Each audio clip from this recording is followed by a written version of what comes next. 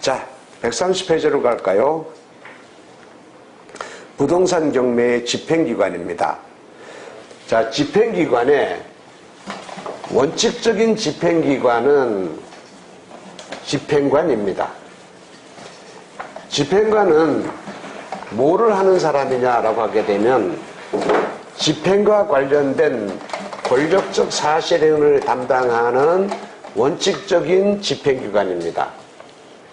집행관은 누가 집행관이 되냐 하면은 법원직 공무원 등으로 오랫동안 근무했던 사람들 중에서 문제되지 않고 잘 성실하게 이렇게 퇴직하게 되는 이런 사람들 중에서 퇴직하기에 앞서서 그 소속 지방법원장이 임명하는 자, 그 사람이 집행관이 됩니다. 집행관은 아무나 집행관이 되는 게 아니라 오랫동안 법원이나 검찰직 등에서 근무했던 사람이 퇴직하기에 앞서서 마치 공기업으로 말하면 공기업에 있다가 퇴직하기에 앞서서 이사도 알죠? 그것처럼 마지막으로 담당하게 되는 공적 업무가 이게 바로 집행관의 업무입니다. 집행관은 임기 4년의 단임입니다. 그런데 집행관은 이건요, 반관 반민의 형태다라고 얘기합니다. 무슨 얘기냐면요, 집행관이 하는 업무는 공무입니다. 그런 점에서 봤을 때는 집행관은 공무원입니다. 그러나 공무원은 국가로부터 월급을 받아야 돼, 봉급을 받아야 되는 거죠. 그리고 집행관은 봉급을 받는 것이 아니라 법원에서 위임한 일을 처리하고 거기에 대하여 그 처리한 것에 대하여 대가를 받는단 말입니다. 수수료를 받는다는 얘기입니다. 따라서 봉급을 받는 것이 아니죠. 봉급을 받는 것이 아니기 때문에 여기서 수수료를 받는 사람이기 때문에 그런 점에서는 공무원이 아닙니다. 어쨌든 집행관은 뭘 하냐면 집행과 관련해서 원칙적인 권력적 사실행위를 담당하는 원칙적인 집행기관이 집행관이다라는 얘기입니다. 집행관은요, 과거에는 집달리라고 불렀습니다. 집달리라고 했다가 명칭이 바뀌어서 집달관으로 바뀌고 집달관이라고 하는 용어가 다시 현행 민사집행법 하에서 집행관이라는 용어로 바뀌었습니다. 집달리, 집달관 이런 용어는요, 일본식의 법률용어 표현입니다. 그런데 그럼 집달리든 집달관이든 이걸 글자 그대로 해석하면 뭡니까? 집달하는 관리, 그런 얘기죠. 집달한다 그러면 우리가 무슨 얘기인지 알아요? 집달한다는 말은 일본식 표현이라고 일본 애들한테 가가지고 집달한다 그러면 무슨 얘기인지 알아요. 근데 우리는 그런 용어를 쓰지 않는단 말입니다. 그래서 현행 민사집행법을 제정할 때 집달리, 집달관이라는 용어를 폐기하고 집행관이라는 말로 이걸 바꿨다라는 얘기입니다. 자, 집행관은 그럼 과거에는 집달리라고 했다 그랬죠. 집달리 붙인다라는 얘기 했었지 않습니까? 그게 뭐냐면요, 집행관은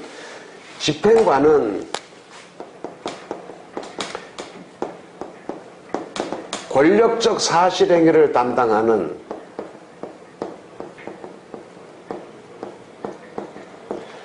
원칙적인 집행기관이 집행관입니다. 권력적 사실행위라는 말은 쉽게 말하면 집행과 관련하여 사실행위, 몸으로 띄우는 행위, 발로 띄워서 하는 행위, 몸으로 데우는 행위, 이런 것들을 집행관이 한다라는 얘기입니다.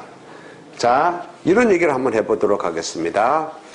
경매 물건에 대하여 경매 개시 결정을 하게 되면 법원에서 집행관으로 하여금 이 부동산의 현황을 조사하여 현황조사 보고서를 법원에 내라라고 합니다. 그럼 집행관이 현장에 가가지고 그 부동산의 현황을 조사하고 점유관계, 누가 점유하고 있는가 등을 조사하여 이를 법원에다가 보고합니다. 이게 바로 집행관의 현황조사 보고서입니다. 나중에 얘기합니다. 자, 현황조사 보고서를 내려고 하게 되면 현장에 가야 되겠죠. 현장에 가서 보고 조사해야 될 것 아닙니까? 그 다음에 집행관이 하는 것으로서 또 여기서 유체동산의 집행은 여기서 집행관이 합니다. 또 여기서 가압류를 하는 경우에 부동산에 대한 가압류의 집행은 부동산 등기부에 등기함으로써 가압류 명령이 집행됩니다. 그러나 유체동산의 집행은 집행관이 현장에 가가지고 거기에다가 속된 말로 딱지 붙입니다. 무슨 얘기냐면 이런 거예요. 자, 을이라는 사람이 자 여기서 법원에 대하여 갑에 대해서 여기서 가압류를 신청했습니다.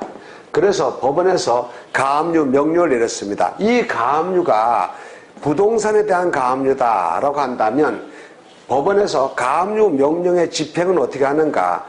이 부동산 소재지 등기소에 등기 촉탁하여 여기서 등기부에 가압류 등기를 종료함으로써 가압류 명령이 집행됩니다. 자, 쉽게 볼까요? 보세요. 을이 갑의 부동산에 대하여 부동산 가압류 명령을 신청하면 법원에서 채무자인 갑의 이 부동산을 가압류한다 라고 하는 가압류 명령을 발령합니다. 그럼 가압류 명령의 집행은 어떻게 되는가? 법원에서 등기소에 촉탁해서 이 부동산 등기부에 가압류 등기를 기재하게 함으로써 가압류 명령이 집행된다고요. 가압류 명령과 가압류 명령의 집행이 구분됩니까? 그런데 이게 부동산에 대한 가압류가 아니라 유체동산에 대한 가압류라고 한다면 그럼 법원에서 유체동산에 대한 가압류 명령을 내린단 말입니다.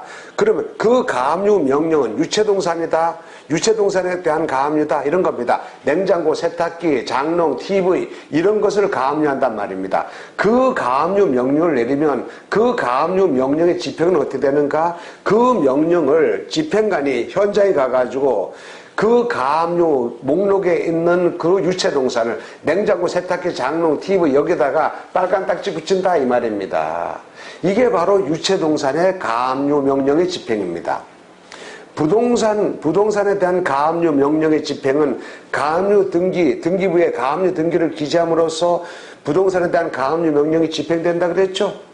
유체동산에 대한 가압류 명령의 집행은 그 가압류할 유체동산에 직접 거기다가 딱지 붙인다 이겁니다. 이게 유체동산의 가압류 명령의 집행이라고요. 이 유체동산에 대한 가압류 명령의 집행을 누가 한다고요? 집행관이 한단 말입니다. 집행관이 가가지고 딱지 붙인단 말입니다. 그래서 이것을 과거에 뭐라고 했는가? 집달리 붙인다라는 말이 여기서 나온 겁니다. 옛날에 집행관인 집달리가 과거 용어인 집달리가 그런 일을 했단 말입니다. 또 가처분은 자 부동산에 대한 가처분으로 처분금지 가처분이 있습니다. 처분금지 가처분 명령을 내리면 처분금지 가처분 명령의 집행은 등기부에 가처분 등기를 격려함으로써 등기부에 가처분 등기를 기재함으로써 부동산에 대한 처분금지 가처분 명령이 집행됩니다. 그런데 점유이전 금지 가처분이라는 것이 있습니다. 점유이전 금지 가처분 명령을 내리면 그 점유이전 금지 가처분 명령의 집행은 어떻게 되는가? 현장에 가서 점유를 함부로 이전하지 못하도록 경고장 붙인단 말입니다. 이거를 누가 하는가? 역시 집행관이 한다라는 얘기입니다. 지금 다 공통분모가 뭡니까? 집행관이 직접 발로 떼어서 눈으로 하거나 몸으로 떼우는 거죠. 이런 거를 집행관이 한다라는 얘기입니다. 또 한 가지 있습니다. 경매법정에 가게 되면 법대에 앉아가지고 경매를 실시하는 여기서 주체가 있습니다. 자, 지금부터 경매를 실시합니다. 야, 입찰 시간은 10시부터 해가지고 11시 10분입니다. 11시 10분에 마감합니다. 11시 10분에 마감하고 나서 여기서 개찰을 해가지고 최고가 매수 신고인은 어디에 살고 있는 누구입니다. 매수 신고인 금액은 얼마입니다. 이런 거 선언하고 경매를 마치면 이런 거 선언한 경매를 진행하는 사람이 있단 말입니다. 구체적으로 경매법정에서 경매를 진행하는 사람, 법대에 앉아있으니까 판사입니까? 그렇게 생각하면 오산이에요. 경매법정에서는 법대에 앉아가지고 경매를 진행하는 사람 누구입니까? 집행관입니다. 지금 현재 어떻게 하고 있습니까? 몸으로 떼어서 하고 있는 거죠. 또 한 가지 있습니다. 나중에 낙찰자가 어떤 부동산을 낙찰받았는데 여기에 전 소유자인 채무자가 속된 말로 개기고 안 나갑니다. 대항력 없는 임차인이 이사 나가야 되는데 방패해야 되는데 안 나갑니다. 그러면 매각대금을 모두 완납한 낙찰자는 대금을 완납한 날로부터 6개월 이내에 인도명령을 신청할 수 있습니다. 인도명령 신청하게 되면 인도명령의 집행은 어떻게 하는가? 집행관이 가가지고 인도명령을 집행한단 말입니다. 가가지고 자 여기서 세간살이 다 드러내고 이렇게 해가지고 깨끗한 집으로 만들어서 빈집으로 만들어서 낙찰자한테 여기 있습니다 라고 갖다 줍니다. 이것을 인도명령의 집행이라고 하는데 인도명령의 집행을 하는 사람 누구인가? 집행관이 가서 한단 말입니다. 인부들 데리고 가가지고 지금 어떻게 하고 있습니까? 몸으로 때우고 있죠. 집행과 관계된 이처럼 원칙적인 권력적 사실행위를 담당하는 이런 사람을 집행관이다라고 한단 말입니다. 그런데 아까 뭐라 그랬습니까? 오늘이 6월 12일 매각길입니다. 그럼 매각길에 매각을 실시하여 A라는 사람이 최고가 매수식으로 정해졌습니다. 일주일 후에 6월 19일에 자, A에게 매각 허가를 할 것인지 매각 불허가를 할 것인지를 정한 날이 있다 그랬죠. 이게 뭡니까? 매각 결정일이라고. 이때에 A에게 매각을 허가한다. A에게 매각을 허가할 수 없다. 매각 불허 결정. 이런 결정을 할 거란 말입니다. 이건 뭡니까? 몸으로 때우는 것이 아니라 머리로 판단하는 거죠. 적법한 경매 절차다라고 한다면 매각 허가한다라고 할 것이고 아니면 매각을 불허한다라고 할 것 아닙니까? 매각 허가 결정, 매각 불허 결정. 자, 그 다음에 보세요. 어느 누군가 경매를 신청했습니다.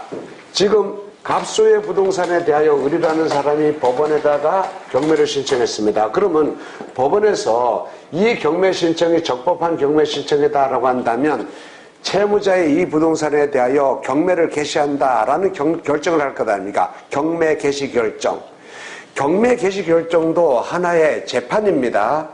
재판은 그 재판의 종류에 따라서 판결도 있고 결정도 있고 명령도 있습니다. 대개 주된 재판은 판결의 종류가 주된 겁니다. 그러나 그거 말고요. 명령이라고 하는 형식의 재판도 있습니다. 임차권 등기 명령, 부동산 인도 명령, 가압류 명령, 가처 명령 이런 것이 모두 명령의 형식의 재판입니다. 결정의 형식의 재판도 있습니다. 결정의 형식 재판, 경매 개시 결정, 지금부터 채무자의 이 부동산에 대하여 경매를 개시한다. 경매 개시 결정. 자, A에게 이 부동산을 자 최고가 매수 신고로 된 A에게 매각을 허가한다. 매각 허가 결정. 매각을 허가할 수 없다. 매각 불허 결정. 이것도 결정이라고 하는 형식의 재판이죠. 그런데 자, 매각길의 절차는 집행관이 진행한다고요. 근데 일주일에 매각 허가 결정, 매각 불허 결정을 할 때는 누가 하는가? 이거는요. 원래는 결정이라고 하는 형식의 재판이라 그랬죠. 재판은 원래 누가 해야 되는 겁니까? 재판은 원래 누가 해야 돼요? 판사가 해야 되는 거죠. 근데 자, 생각해 보세요. 1년에 전국적으로 경매가 평균 15만 건에서 한 20만 건 정도의 경매가 진행된다고요? 그러면 오늘날처럼 이렇게 어려운 상황에서 경매가 20만 건이다라고 한다면 여기서 20만 건에서 경매 개시 결정, 매각 허가 결정, 매각 불허 결정 이런 결정을 평균 한 3건 정도의 결정을 한다라고 합시다. 그럼 어떻습니까? 20만 건 곱하기 3건 그렇게 하면 60만 건 아닙니까? 60만 건에 대한 결정을 해야 될 것 아닙니까? 근데 이거는 뻔한 거잖아요. 자, 경매를 신청했는데 요건을 제대로 갖췄다 보고 요건 제대로 갖췄네? 경매 개시한다. 경매 개시 결정하고. 매각을 실시했는데 이거 경매 절차 하자가 없습니다. 그럼 어떻습니까? 매각 허가 결정하고 이렇게 하면 될 거 아닙니까? 근데 이런 결정을 누가 해야 되냐 하면은 판사가 한단 말입니다. 집행법원은 원칙적으로 집행법원의 사무는 지방법원 단독 판사가 관할한단 말입니다. 판사가 한단 말입니다. 근데 판사는 해야 될 업무가 엄청 많단 말입니다. 근데 판사가 뻔한 일에 이런 것에다가 판사가 여기다 투입이 된다? 판사는 누구 말이 옳은지 억울한 피해자가 생기지 않도록 철저하게 심리를 해야 될 것 아닙니까? 전문 지식 가지고. 이런 뻔한 일에 판사의 인력이 낭비된다는 것은 바람직하지 않잖아요. 그래서 독일에서는 판사의 업무를 보호하는 사람으로 사법보호자관이라는 제도를 만들고 사법보호자관으로 하여금 이런 판사의 업무를 집행과 관계된 판사의 업무를 대리하도록 했다라는 얘기입니다. 대신하도록 했습니다.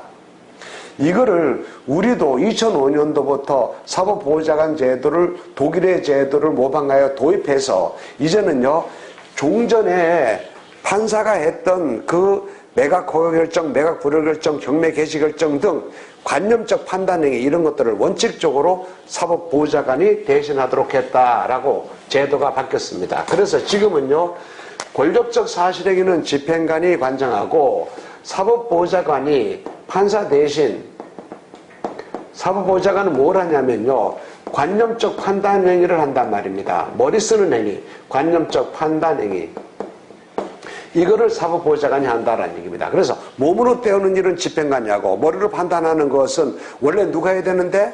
판사가 해야 되는데, 판사 대신 누가 한다고요? 사법보호자관이 한다라는 얘기입니다. 그럼 판사는 뭐 하는가? 판사는 집행관의 집행에 대하여, 사법보호자관의 처분에 대하여 이의가 있다. 야, 이거 문제 있습니다. 집행관이 이거 잘못해서 잘못 집행했습니다. 사법보호자관이 잘못된 결정을 내렸습니다. 누가 이렇게 이의를 제기하게 되면 그 다음에 그 위에서 지방법원 단독판사가 그거 집행관이 제대로 했는지 사법보호자관이 제대로 했는지 이거를 이의신청 사건을 관장한다라는 얘기입니다. 따라서 보세요.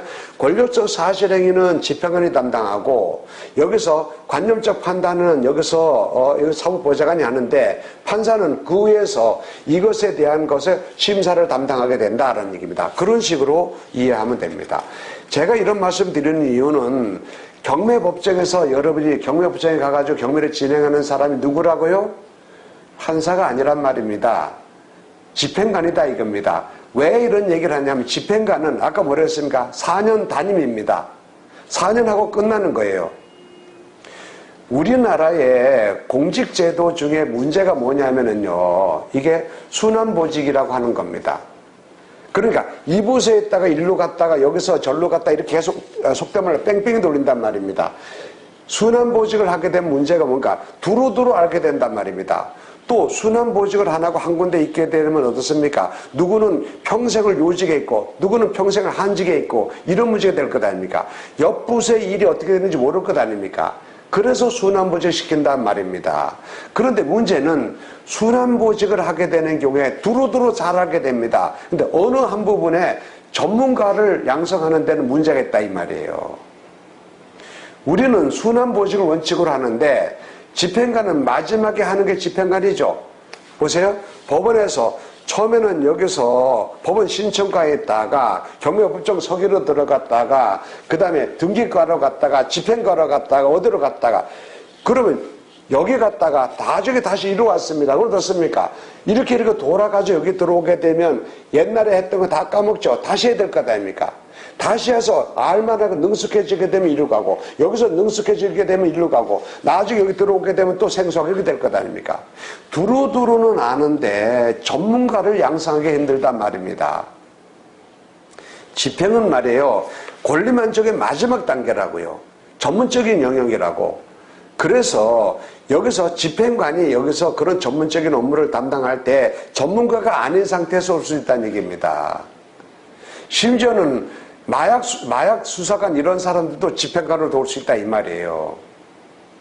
이게 전문적인 영역에 전문적인 지식이 없는 사람이 집행관으로 온다라는 건 문제가 된다고. 그래서 자, 대개 보게 되면 집행관 초임 이럴 때는요, 헤매. 그래서 저한테 때로는요, 저 대학원 후배가 연락 오고 그럽니다. 자, 선배님 이거 우리 법원에서 이렇게 진행하고 있는데 이거 맞습니까? 내가 봤을 때 이건 이렇게 하는 거 잘못된 건데 이거 잘못된 거 아닙니까? 맞습니까? 이렇게 물어봅니다. 그러다가 나중에 여기서 1년 반, 2년 정도 지나게 되면 이제 제대로 알게 됩니다. 그 다음부터 전화 올 때 되게 되면 이제는 그런 전화는 안 오고 선배님 요새 잘 지내십니까? 언제 만나서 소주 한잔 해야 되죠? 이렇게 안부 전화 옵니다. 그러다가 나중에 3년차, 4년차 정도 되게 4년차 정도 되면 거의 도사급이 됩니다. 그래서 제대로 집행을 제대로 관장하게 됩니다. 문제는 그렇게 돼서 능숙하게 될 만하니까 어떻습니까? 퇴직하는 거야. 그럼 그 자리에 또 헤매는 초입 초짜가 다시 들어온다는 얘기 아닙니까? 전문화될 이런 집행이 잘못하면 초짜들에 의하여 진행될 수 있다는 얘기입니다. 제가 이런 말씀 드리는 이유는 법원에서 하는 일은, 집행관이 하는 일은 모두 다 법대로만 한 제대로 된 것이다라고 오해하지 마시라고요. 그 말은 무슨 얘기입니까? 우리가 집행에 대한 이런 절차를 제대로 다 이해하고 나면 법원에서 제대로 하는지 잘못하고 있는지, 이 잘못하고 있는 것이 나한테 유리한 건지 불리한 건지 이거를 알 수 있게 된다 이 말입니다. 그래서 그 내용을 좀 알아둬야 될 필요성이 있다라고 얘기하는 겁니다. 지금 경매를 규율하는 법은 어떤 법에 의하여 규율되고 어떤 제도에 따라서 이루어진다. 경매를 실제로 진행하는 집행기관은 누구이다 라고 하는 얘기, 여기까지 살펴봤습니다.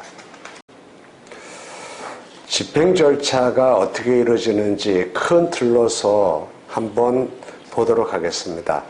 미리 여기다 그림을 그려놓는데 이거는 교재 133페이지를 제가 옆으로 그려놓은 겁니다. 자, 볼까요? 제일 처음에 경매의 시작은 경매 신청부터 하게 될 겁니다. 예컨대 을이라는 사람이 경매를 신청했습니다. 그럼 법원에서 그 경매 신청을 받아들여서 그 경매 신청이 적법한 경매 신청인지 아닌지를 심사합니다.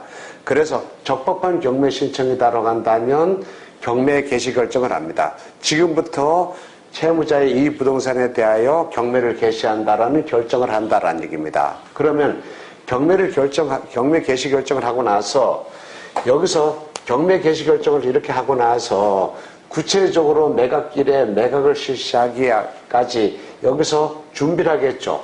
일정한 준비 절차를 거친단 말입니다. 이게 매각 준비 절차입니다. 매각 준비 절차로 경매를 신청한 사람이 아닌 다른 채권자들도 배당에 참가해가지고 만족을 받을 수 있도록 기회를 줍니다. 이를 배당 요구 또는 채권 신고를 하고 언제까지 배당 요구하라, 채권 신고하라라고 정해주는 날짜가 있는데 이게 바로 배당 요구 종기라고 하는 겁니다.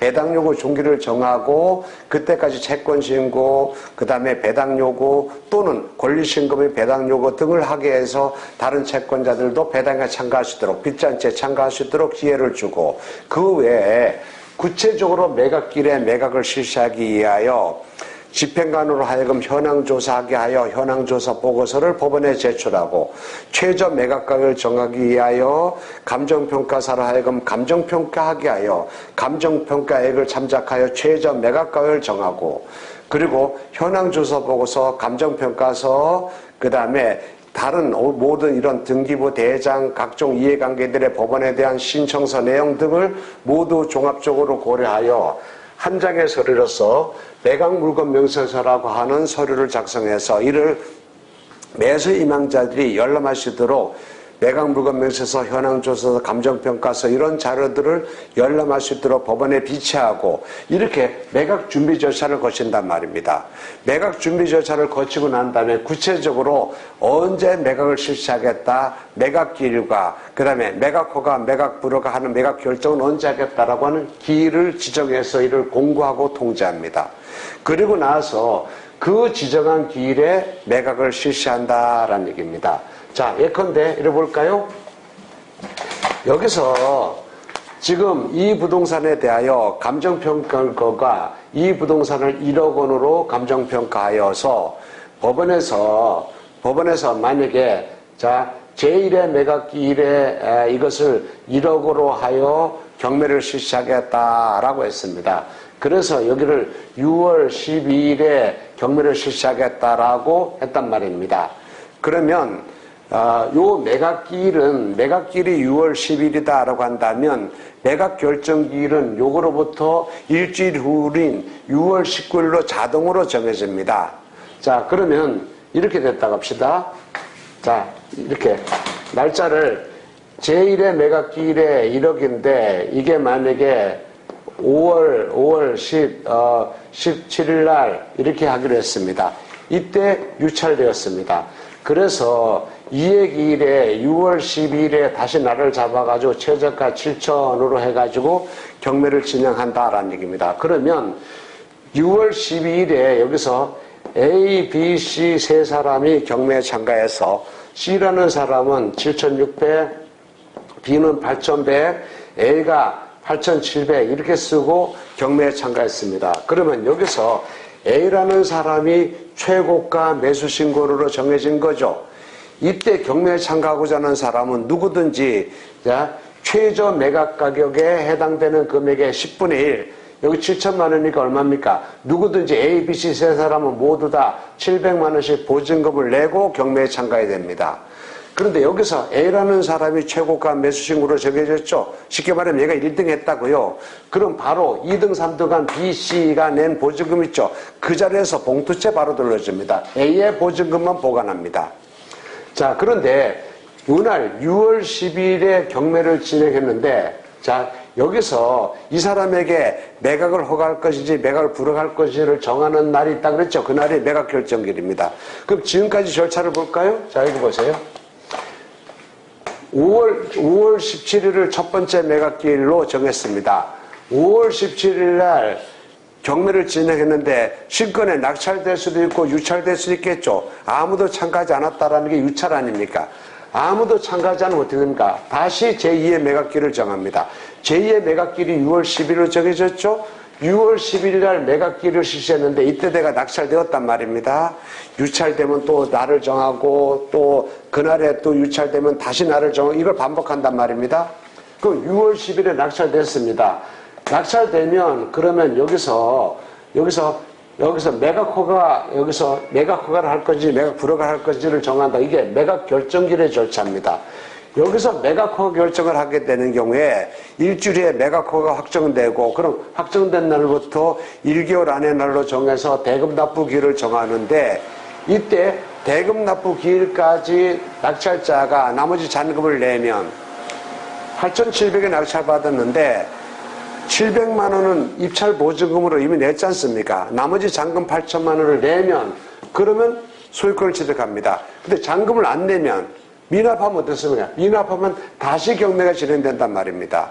이때 그러면 A는 보증금 700만 원 낸 것을 몰수당하고 경매가 다시 진행됩니다. 이를 재매각이다라고 합니다. 그럼 자 보세요. 여기서 매각기일에 매각을 실시했는데 아무도 참가한 사람이 없었습니다. 그래서 다시 경매를 진행합니다. 다시 날을 잡아서 경매를 진행하는데 이거를 새매각이라고 합니다. 그런데 또 두 번째 새매각은 매각 결정기일에 여기서 6월 10일에 A를 최고가 매수 신고로 정한 절차가 법에서 정한 바대로 적법하게 이루어졌다라고 한다면 A에게 매각을 허가한다라고 하겠죠.